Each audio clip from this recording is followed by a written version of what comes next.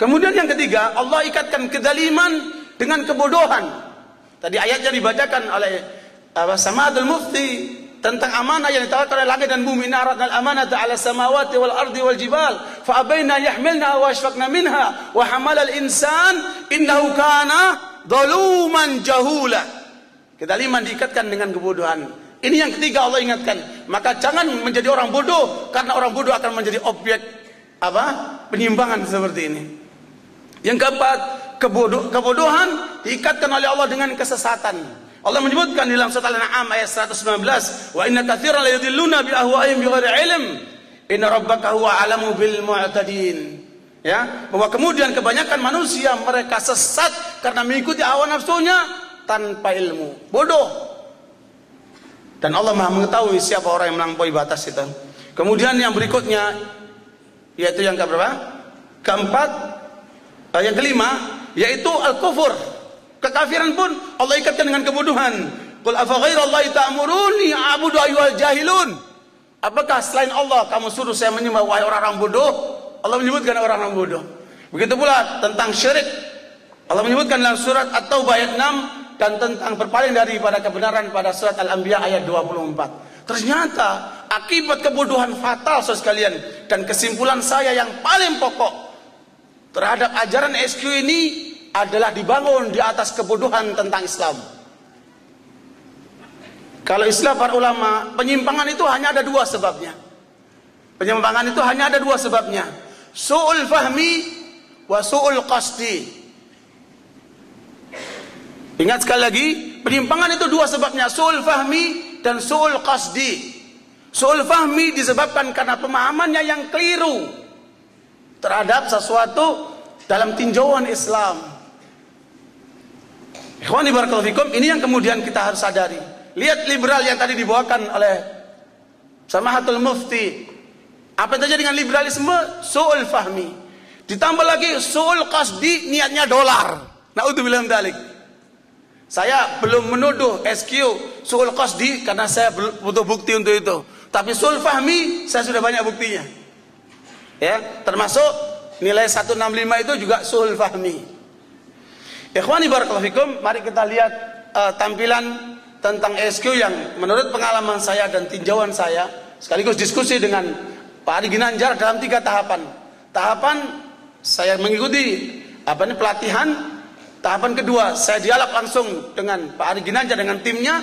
Dan tahapan ketiga, setelah dialog itu apa yang terjadi sampai keluarnya fatwa MUI tentang halalnya SQ itu. Mari kita lihat training SQ ini merupakan pelatihan kecerdasan dan emosi serta kecerdasan emosi dan spiritual yang kemudian didasarkan kepada 165. Saya kira ini kalau kita merujuk kepada Rasulullah SAW, jelas Rasul ditanya mal iman antum mina billahi wa malaikatihi wa kutubihi wa rusulihi wal yawmil akhir wa bil qadari khairihi wa syarrih.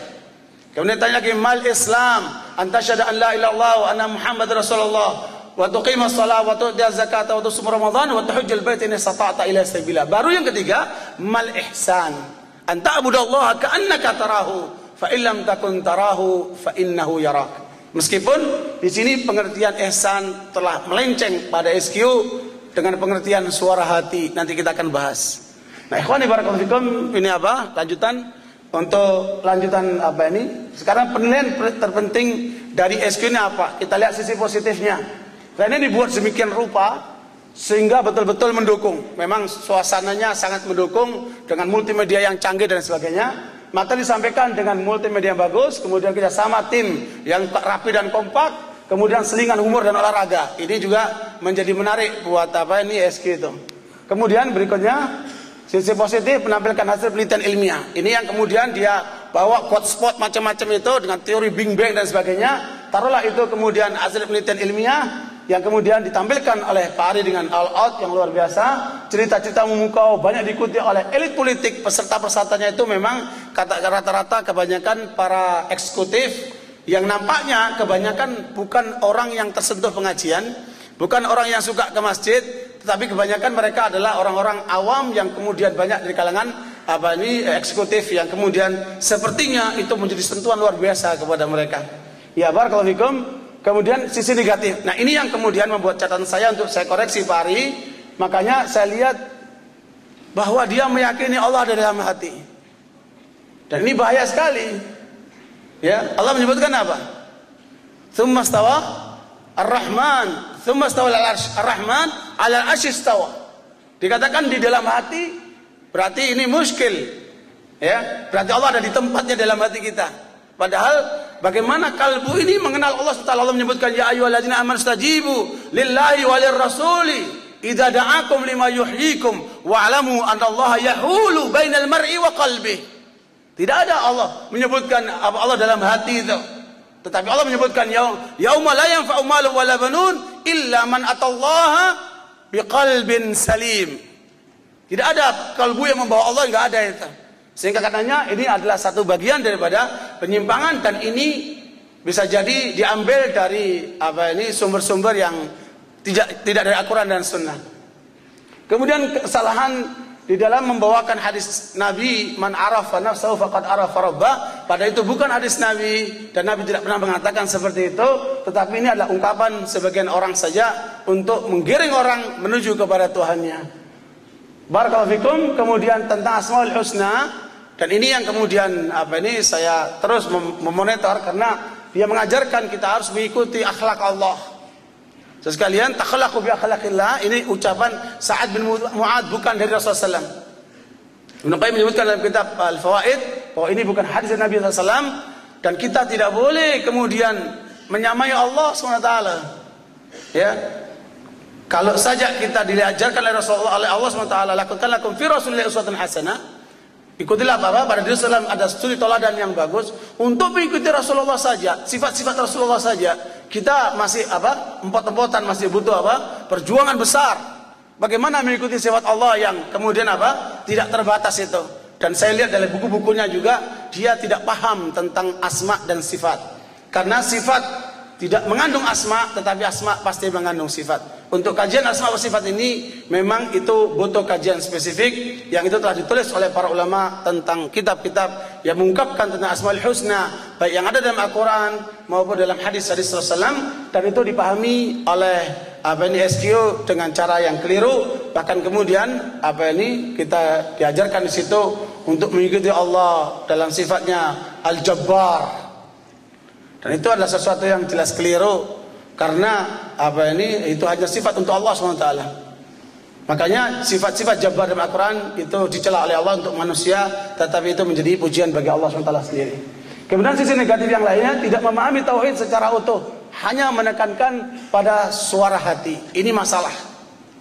So sekalian, suara hati ini kalau kemudian itu mukmin atau kafir, jelas ada bedanya, karena suara hati sangat dipengaruhi oleh fa'abawahu yuhawidanihi au yunasiranihi au yumajisanihi.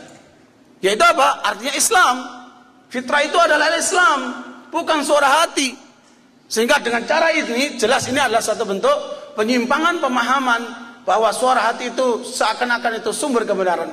Karena itu sekalian, kita harus sadari bahwa Al-Quran tidak menekankan pada suara hati pada awalnya. Menekankan apa? Tauhid. 84 surat turun di Mekah, tekanannya pada tauhid. Sehingga Allah SWT menyebutkan tentang seluruh para nabi dan rasul itu. Walaqad ba'atna fi kulli ummatin rasulan an i'budullaha wajtanibut taghut.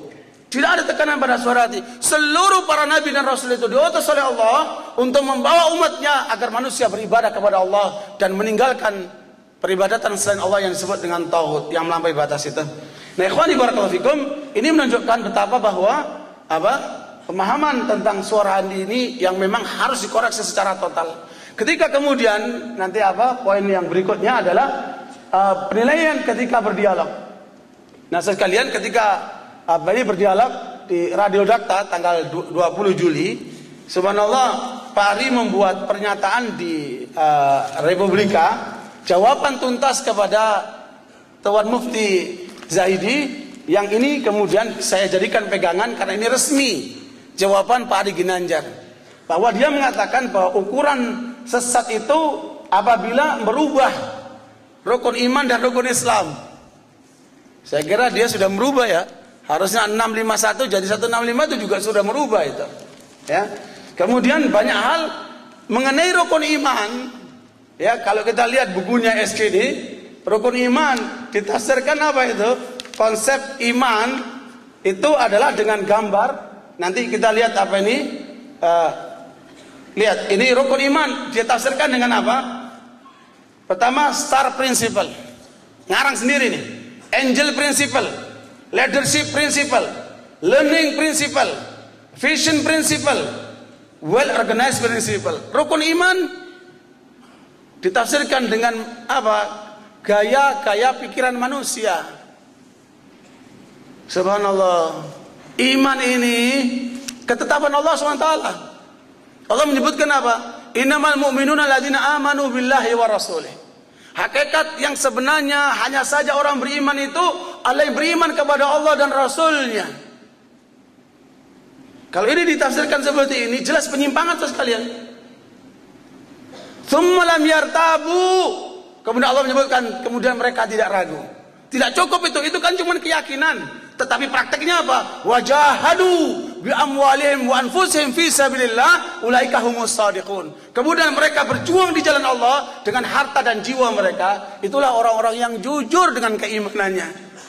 Tapi kemudian tafsir iman dengan seperti ini fatal sekali ini. Makanya kita heran kalau kemudian MUI mengeluarkan sertifikat ini halal. Halal dari sisi apanya halal ini? Sebab ini adalah jelas ini penyimpangan pada makna rukun iman. Kemudian begitu pula dalam pengertian rukun Islam. Rukun Islam diartikan apa? Mission statement, character building, self control, strategic collaboration, total action. Ini jelas su'ul fahmi, kategori su'ul fahmi. Saya mau tanya, ulama mana sepanjang perjalanan sejarah umat Islam dari Rasulullah sampai sekarang yang bisa menafsirkan rukun iman dan Islam dengan jenis seperti ini? Saya kira kalau dia mau jualan, nggak usah pakai nama Islam deh. Katakan aja pedoman prinsip 165 menurut saya selesai. Tapi ketika mengatasnamakan rukun iman, rukun Islam dengan pengertian yang kemudian versi dia pribadi, ini jelas masalah. So, sekalian, inilah yang kemudian apa? Terjadi dengan Ari Ginanjar. Saya coba cek. Jadi dengan adanya fatwa Sama'atul Mufti Zaidi, terjadi gempar di Indonesia. Kemudian Pak Ari Ginanjar mengadakan konferensi pers, dilindungi oleh Pak Din Syamsuddin, Profesor Dr. Din Syamsuddin, Ketua Muhammadiyah, yang juga kata-katanya atau ungkapannya sepertinya orang nggak ngerti agama. Sayang sekali saya. Ketua Umum Muhammadiyah menyatakan seperti ini, seorang profesor doktor seperti ini, saya sesalkan sekali. Bahwa kemudian tidak ada yang sesat dalam SQ dan sebagainya. Ini ungkapan-ungkapan tidak melalui satu proses pendalaman. Ikhwani barakallahu fikum, ketika kemudian dia menyatakan pernyataan-pernyataan kemudian dibuat koran pada Selasa itu, dan kemudian kata Pak Ari begini, kalau seandainya SQ ini kan sudah 10 tahun lebih, kalau seandainya SQ ini sesat, kan udah diikuti oleh banyak ulama, oleh banyak kiai, oleh banyak tokoh, profesor, dokter, macam-macam. Kalau sesat, kan udah dulu-dulu sesat, kok baru sekarang? Itu alasan dia begitu.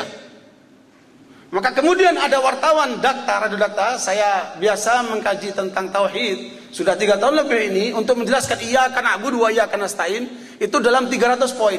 1 poin 2 jam. Sekarang kita sudah masuk ke 209 kalau salah itu. Itu untuk menjelaskan iyyaka na'budu wa iyyaka nasta'in, inti daripada tauhid yaitu apa? Al-ibadah.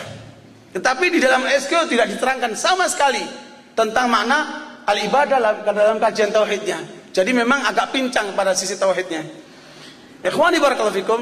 Kemudian salah seorang wartawan Radio Dakta mengatakan, Bapak kalau mengatakan begitu, ada seorang ustadz dari Bekasi yang telah menyampaikan nasihat kepada Bapak saat dia telah mengikuti pelatihan tahun 2006. Kenapa Bapak kok tidak tanggapi? Saya nggak tahu itu, kata dia. Akhirnya diberikanlah oleh wartawan itu kepada Pak Ari Ginanjar. Setelah membaca tulisan saya, dia katakan saya ingin ketemu sama orang ini.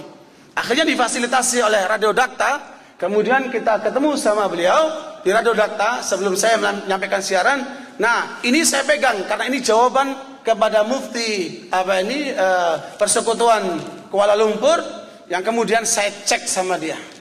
Bener nggak ini pemahaman dia ini. Karena permasalahan tadi kan su'ul fahmi. Kalau orang itu memahami Islamnya salah, maka hasilnya akan salah. Kalau memahami Islamnya benar, metodenya benar, insya Allah hasilnya benar. Yang terjadi adalah metode pemahaman Islamnya ini yang keliru. Sehingga kemudian saya cek, Bapak mengatakan bahwa ketika tanya, yang ramai dibicarakan saat ini adalah tentang pengertian Asmaul Husna Pak Ari, yang menyimpang penafsiran Asmaul Husna yang harus diikuti oleh manusia bukanlah menandingi sifat Allah. Kemudian kata Pak Ari, saya merujuk pada surat Al-Qasas ayat 7. Pak Ari menyebut apa? Dia merujuk kepada surat Al-Qasas ayat 7, ayat 77. Saya bacakan Bapak Ibu sekalian. Ya.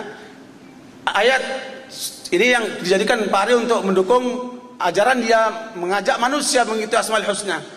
Allah menyebutkan wabtaghi fima ataqallahu daral akhirah wa la tansa nasibaka minad dunya wa ahsin kama ahsanallahu ilaik. Ini ayatnya nih Pak, comot sama dia.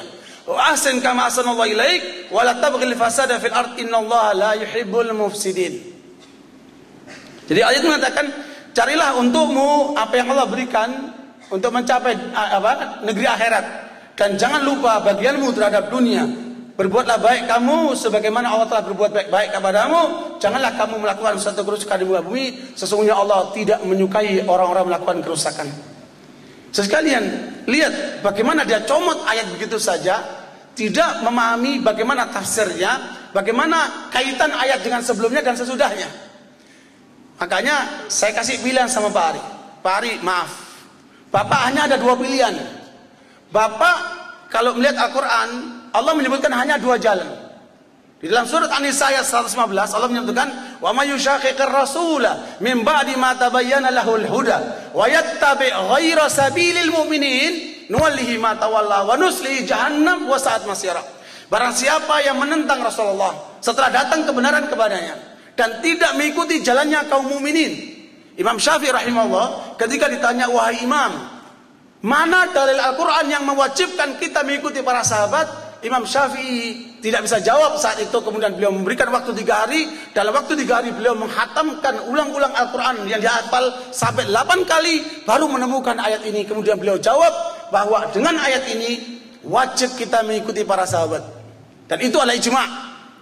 Ya, kita wajib mengikuti para sahabat. Siapa tidak mengikuti Rasulullah, tidak mengikuti sahabat pada ayat ini, maka kami akan palingkan dia ke neraka jahanam. Inilah jalan kebenaran. Kalau Pak Ari mau benar, harus mengikuti jalannya kaum mukminin. Lihat sifat-sifat kaum mukminin dalam Al-Quran. Lihat sifat-sifat kaum mukminin dalam ajaran Rasulullah SAW. Kalau tidak diikuti itu, berarti ada pilihan kedua, yaitu ayat yang ke-55 pada surat Al-An'am, wa kadzalika nufassilul ayati walitastabina sabilul mujrimin. Demikian kami terangkan ayat-ayat kami supaya jelas jalan bagi orang-orang pembuat dosa. Ternyata sekalian, dia bilang saya ikuti yang pertama. Kalau begitu konsekuensinya Anda harus mengikuti Allah secara utuh, jangan dipotong-potong, dan Anda harus mengikuti Rasulullah SAW dengan pemahamannya para sahabat itu secara utuh, jangan dipotong-potong. Coba kita lihat sekarang. Bapak mengatakan untuk mengikuti Asmaul Husna ini dengan membawakan ayat wa ahsin kama ahsanallahu ilaik. Ini ayat dicomot, padahal Bapak lihat di dalam ilmu tafsir ada namanya ilmu munasabah. Lihat ayat sebelumnya, juga lihat ayat sebelumnya. Padahal ayat yang sebelum dan sesudahnya ini kaitan dengan apa? Dengan Qarun. Ini kaitan dengan Qarun. Lihat ayat sebelumnya. Inna Qaruna kana min qaumi Musa fabagha alaihim. Wa atainahu min al-kunuzi ma inna mafatihahu la tanu bil usbati ulil quwwati id qala lahu qaumuhu la tafrah inna Allah la yuhibbul farihin wabtaghi. Nah, nasihat Allah ini wabtaghi fima ataq. Kalau kamu punya kekayaan janganlah seperti Qarun, kamu harus gunakan itu untuk akhirat kamu. Kemudian ayat berikutnya masih tentang Qarun. Qul inna qala inna ma utitu ala ilmin indi. Qarun mengatakan, aku dapatkan kekayaan semua ini karena ilmuku, bukan dari Allah, karena ilmuku. Celaan Allah kepada Qarun kaitan dengan 3 ayat. Kok dicomot-comot seperti itu? Ini bukan cara yang benar di dalam menafsirkan Al-Quran. Rasulullah SAW menyebutkan dalam hadis Imam Tirmidzi, ya, man fassara al-Qur'ana bi ra'yihi fa in asaba faqad akhta. Rasulullah menafsirkan mengatakan sallallahu alaihi wasallam, barang siapa yang menafsirkan Al-Quran dengan pendapatnya saja, meskipun benar dia telah salah. Apalagi salah kan? Meskipun benar telah salah, apalagi salah. Kemudian dengan saya nasihati seperti itu. Dan ingat Pak, apa yang terjadi dengan ayat berikutnya ini, yang kemudian ayat mengatakan wala yus'alu an dzunubihimul mujrimun.